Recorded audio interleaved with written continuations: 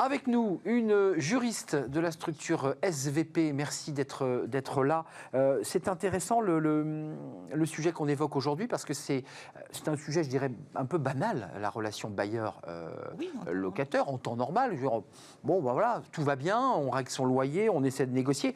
Les choses se sont quand même énormément compliquées depuis cette crise Covid, avec, je pense, aux restaurateurs en première ligne qui ont dit à leurs bailleurs, nous ne sommes plus en capacité de payer nos loyers. D'abord, concrètement, Céline Blanc, c'est possible pour qu'un locataire puisse remettre en question son loyer ou pas, sur le plan du droit?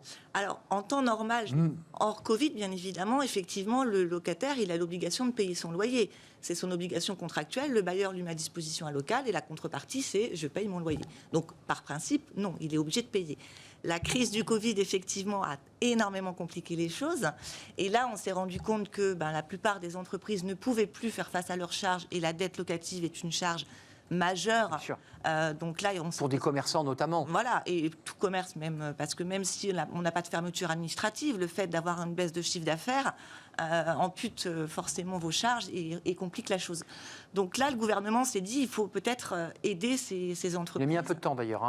Alors oui, on a mis un peu de temps. Un petit peu de temps, si je peux me permettre. C'est ça. Et il y a eu une petite incompréhension, je pense, au départ aussi. C'est-à-dire qu'au mois de mars, quand le président de la République a fait l'annonce télévisée pour dire qu'il suspendait les loyers, nous, nos clients sont tous revenus en nous disant j'ai le droit de ne plus payer. Or, c'est pas tout à fait comme ça que ça se passe, parce que quand on a eu les ordonnances, en fait, c'est pas une suspension, c'est pas une annulation de la dette locative. Le gouvernement a simplement prévu, pour certaines entreprises uniquement d'ailleurs, pour certains secteurs. Voilà, et pour certaines entreprises qui remplissent des critères bien définis, qui sont notamment éligibles au fonds de solidarité. Donc ça ne concerne pas tout le monde. Et attention, ce n'est pas une annulation de la dette, c'est simplement un report. Donc, il faudra la payer un jour. Voilà, c'est ça. C'est-à-dire que ce que vous ne payez pas aujourd'hui, à un moment ou à un autre, il faudra la payer. Et simplement, pour ces entreprises qui sont éligibles à ces critères de fonds de solidarité, on leur dit simplement, attention, on ne vous efface pas votre dette. Par contre, si vous ne pouvez pas payer votre loyer pendant la période d'état d'urgence sanitaire, votre bailleur ne peut pas vous sanctionner. C'est-à-dire qu'il ne peut pas vous appliquer... Comme la trêve hivernale, en quelque sorte. C'est un petit peu ça. Et c'est surtout, on ne peut pas vous résilier votre bail, quoi. C'est surtout ça. Et donc vous foutre dehors, pour le dire. Exactement. Pour le dire vulgairement. On a vu des restaurateurs, j'ai même parlé avec des chefs d'entreprise, où le bailleur venait avec un avocat en disant, vous avez tant de jours. Ça ne s'est pas passé comme ça partout. Il y a eu aussi parfois des échelonnements, même des annulations de loyers. En termes de droit, qu'est-ce qu'il peut faire, le bailleur? Au bout de 15 jours, il envoie une lettre recommandée. Alors, là, pendant le Covid, si son locataire est éligible...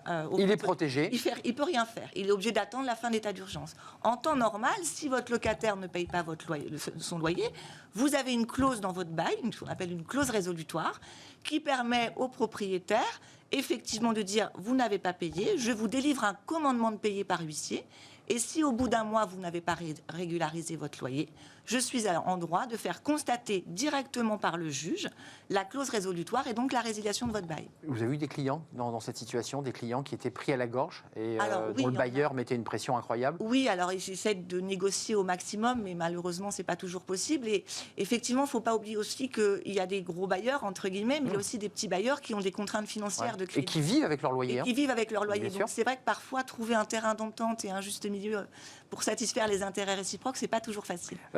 L'entreprise est en difficulté économique, elle n'est pas inclue dans ce fonds de solidarité. Elle a un argument, l'entreprise, ou pas? Il n'y a pas de possibilité. Elle doit payer. Exactement. Les difficultés... Au risque de faire couler la boîte. Au risque de faire couler la boîte, mais les difficultés économiques en tant que telles ne sont pas un motif de renégociation du bail. Donc, à part se rapprocher de son bailleur et tenter une négociation amiable, malheureusement, si vous n'êtes pas dans les critères fixés par la loi, vous n'êtes pas protégé plus que ça. Alors, avant de nous quitter, Céline, vous ouvrez à travers cette relation bailleur-locataire un débat même sur le montant des fonds de commerce, parce qu'il y a beaucoup aujourd'hui de vos clients, j'imagine, qui disent « mais attendez, mon fonds de commerce a fondu comme neige au soleil, je pouvais le vendre 200 000 €, je ne peux plus le vendre que 100 000 ». Il faut revoir le montant des loyers. Est-ce que cette réflexion-là, vous l'avez, vous, en tant qu'avocat? Est-ce que vous dites, à un moment donné, on ne peut pas payer un loyer très élevé si en même temps, le fonds de commerce a baissé de moitié? Alors, il y a un vrai problème. Il y a un vrai problème parce qu'effectivement, aujourd'hui, la plupart des commerces sont quand même en train de fermer. Malheureusement, il y a beaucoup de procédures collectives qui sont ouvertes. Ça déprécie effectivement la valeur de votre fonds de commerce parce que à partir du moment où votre chiffre d'affaires baisse, la valeur de votre fonds baisse également. Donc c'est un vrai problème parce qu'on peut aussi, un locataire peut se dire, je vais essayer de céder mon droit au bail, je vais essayer de vendre mon fonds de commerce pour m'en sortir. Ah oui. Et mais presque payer mon loyer d'ailleurs, parce Voilà. qu'il faudra qu'il les règle les loyers. De toute façon, ils seront dus. Il met la clé sous la porte, il a le tribunal annonce la fermeture de l'entreprise, il devra quand même, aux créanciers, c'est les loyers qu'il paye. Exactement. Et attention, l'ouverture d'une procédure collective, que ce soit une liquidation judiciaire ou un redressement judiciaire, ne met pas fin au bail automatiquement. C'est-à-dire que même si demain vous êtes sous redressement judiciaire ou liquidation judiciaire, vos loyers restent dus. C'est le liquidateur qui décidera si il met fin au contrat ou pas. C'est deux droits différents d'ailleurs. C'est deux droits différents. Absolument. Avant de nous quitter, on parle beaucoup des restaurateurs et des commerçants qui, il faut le dire, sont en galère pour certains et ont du mal à payer leur loyer. Le bailleur, lui, il a des droits, il a des impayés depuis 6 mois, pour des raisons qu'on évoque depuis tout à l'heure. Est-ce qu'il peut se retourner vers une caisse de solidarité? Est-ce que le bailleur est tout seul face à ses impayés? Il est un peu tout seul, mais le gouvernement, la loi de finances en tout cas de 2021, a mis en place une aide pour certains bailleurs. On incite aujourd'hui, le gouvernement incite fortement les bailleurs à être indulgents avec leurs locataires et on essaie de les aider. Donc il y a un crédit d'impôt qui a été mis en place pour certains bailleurs.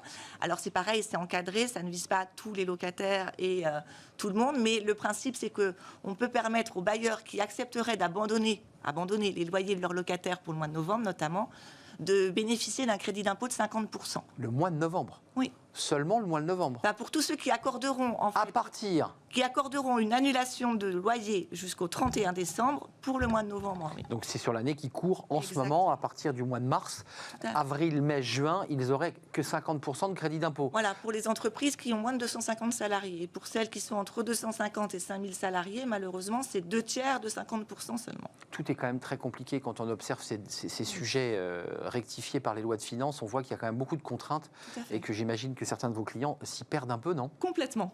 On est d'accord? On est d'accord. Oui, ça sert à ça, un avocat, ou en tout cas un conseiller juridique, parce que c'est quand même un maquis avec des contraintes. Il y a le droit d'un côté, il y a la loi de finances de l'autre qui ne sont pas toujours compatibles, parce que le droit fiscal est encore un monde à part, donc c'est vrai que c'est compliqué. Un mot avant de nous quitter, quand même, sur l'ensemble des clients que vous avez rencontrés. Le loyer les a fait basculer quoi? Dans la précarité? Certains sont allés chercher dans leur trésorerie leurs fonds propres? Oui, bien sûr. Il y en a qui Pas le choix? Pas le choix. Il y en a qui ont mis toutes leurs économies, effectivement, et qui espèrent tenir avec leurs économies, mais le problème, c'est qu'on ne sait pas aujourd'hui où on va avec cette crise, et que malheureusement... les économies ont leurs limites. Exactement. Surtout pour des petits commerces, pas des très grosses entreprises. Commerces, Céline Blanc, c'était un plaisir de vous accueillir sur le plateau, experte en droit patrimoine chez SVP Information Décisionnelle. Je n'avais pas donné le titre en entier. Vous revenez quand vous le souhaitez, avec grand plaisir. Parce que c'est un sujet éminemment sensible, cette question des bailleurs. On fait une petite pause, si vous en êtes d'accord, la pause café avec Fanny Griesmer.